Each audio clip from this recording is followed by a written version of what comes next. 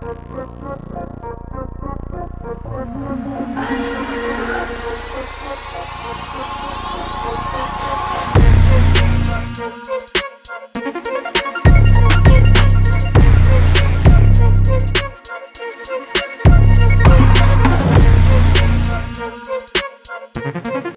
Amazon থেকে এই ফ্ল্যাগটা কিনেছিলাম। এই ফ্ল্যাগটা আমি আমার জ্যাকেটে কীভাবে স্টিচ করব সেটাই ভিডিওর মাধ্যমে তোমাদের সাথে শেয়ার করব। এই ফ্ল্যাগটা নিয়ে আমি চলে গেছিলাম একটি ব্যাগের দোকানে। সেখানে গিয়ে এই ফ্ল্যাগটাকে আমার জ্যাকেটে স্টিচ করিয়েছিলাম। আমার এটা সোলেসের জ্যাকেট, আর পূজার জ্যাকেটটাও আমি স্টিচ করেছি।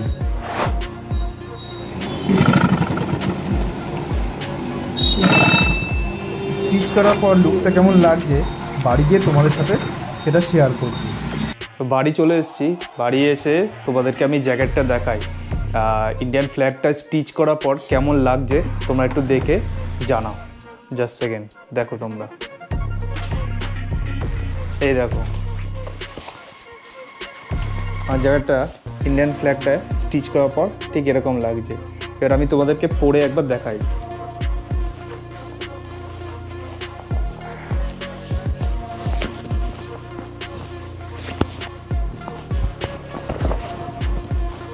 এই গরমের মধ্যে তোমাদের জন্য দেখো জ্যাকেট পরতে হচ্ছে, তো লুকসটা দেখো ঠিক এরকম আসছে। তোমরা কমেন্ট করে বলো যে আমার এই জ্যাকেটটা এখন কেমন লাগছে ইন্ডিয়ান ফ্ল্যাগটা স্টিচ করানোর পর।